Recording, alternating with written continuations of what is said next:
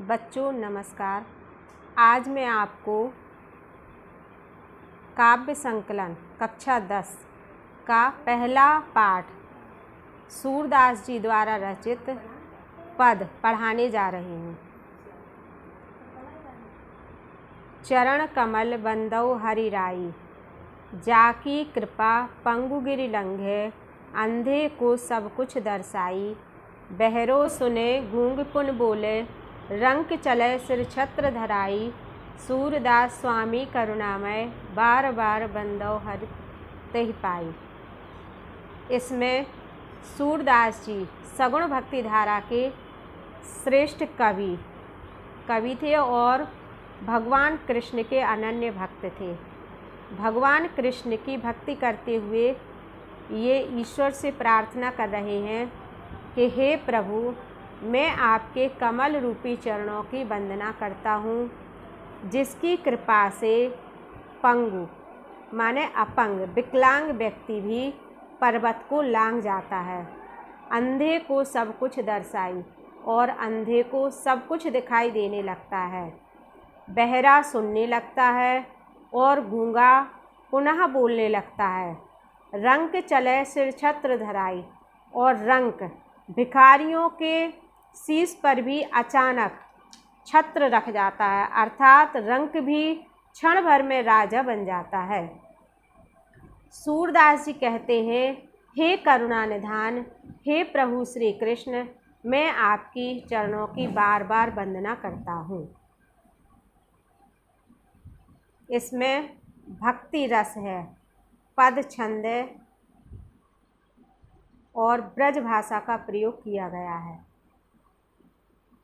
अब गति गति कछु कहत न आवे, ज्यों गूंगे मीठे फल को रस, अंतर्गत ही भावे। परम स्वाद सब ही सो निरंतर, अमित तोष उपजावे। मन वाणी को अगम अगोचर, जो जाने सो पावे। रूप रेख गुण जात जुगत बिन, निरालंबित धावे। सब विधि अगम विचारहि ताते, सूर सगुन पद गावे।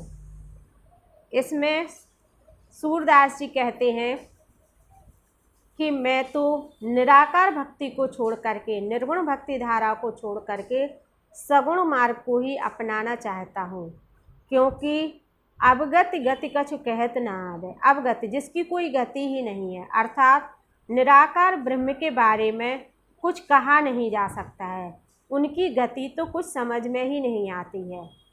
वो तो उसी प्रकार से हैं जैसे ज्यों गूंगे मीठे फल को रस, अंतर्गत ही भावे। जैसे किसी गूंगे व्यक्ति को मीठे फल का रस दे दिया जाए तो वह उसे अंदर ही अंदर बहुत ही स्वादिष्ट लगता है, लेकिन परम स्वाद सब ही सो निरंतर, अमित तोष उपजावे। लेकिन इतना स्वादिष्ट होते हुए भी वह बराबर उसका पान करता है, लेकिन उसके गुणों का वर्णन नहीं कर सकता है। उसी प्रकार अगर हम निराकार ब्रह्म की उपासना करते हैं, निराकार ब्रह्म को मानते हैं, तो हमें आनंद की प्राप्ति तो होती है, लेकिन हम उनके गुणों का वर्णन नहीं कर सकते, क्योंकि वह तो निराकार है, उसका कोई आकार ही नहीं है। मन वाणी को अगम अगोचर, जो जाने सो पावे। जो मन और वाणी के द्वारा ना तो प्राप्त किया जा सकता है और ना ही देखा जा सकता है, इसे तो जो जान लेता है, जो समझ लेता है, उसी को ये प्राप्त हो पाते हैं। अर्थात मन और वाणी से परे जो सारी सृष्टि में समाये हुए हैं, ऐसे परमात्मा को जो जान लेता है वही प्राप्त कर पाता है। रूप रेख गुण जात जगत बिन, निरालंबित धावे। जिसका ना कोई आकार है, ना गुण है, ना जाति का पता है और ना ही उन्हें प्राप्त करने की कोई युक्ति है, तो ऐसे निराकार ब्रह्म के पीछे हम कहाँ दौड़ें। सब विधि अगम विचारहि ताते, सूर सगुन पद गावें। इस प्रकार सूरदास जी कहते हैं कि मैंने सब प्रकार से विचार कर लिया है, इसलिए मैं तो अब सगुण भक्ति धारा के अंतर्गत कृष्ण की भक्ति ही करना चाहता हूँ, क्योंकि उन्हीं में मुझे आनंद आता है और उन्हीं के गुणों का वर्णन हम कर सकते हैं। इसका संदर्भ प्रसंग पूर्ववत है और काव्य का सौंदर्य भी उसी तरह का है।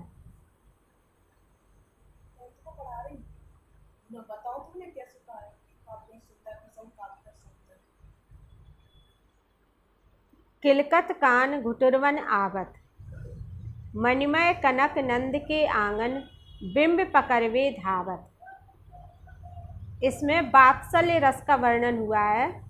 जब भगवान श्री कृष्ण बहुत छोटे हैं और घुटुओं के बल नंद के आंगन में दौड़ते हैं, चल रहे हैं, इसी का बहुत ही मनोरम चित्रण किया गया है। किलकत कान घुटुरवन आवत, प्रसन्न होते हुए श्री कृष्ण घुटुओं के बल नंद के आंगन में दौड़ रहे हैं। मणिमय कनक नंद के आंगन, बिंब पकड़वे धावत, मणियों से जड़े हुए नंद बाबा के आंगन में वह अपने ही प्रतिबिंब को पकड़ने के लिए दौड़ते हैं। कबहु निरख हरि आप छाए को, करिसो पकड़न चाहत। कभी कभी तो वो अपनी ही छाया को देख करके उसे स्वतः ही पकड़ना चाहते हैं। किलक हंसत राजत दुई दतियाँ, पुन पुन तेहि अवगाहत। और हंसते हुए उनके आगे के दो दांत दिखाई दे रहे हैं जो बहुत ही सुंदर लग रहे हैं और वो हंसते हुए बार बार उन्हें दिखा रहे हैं।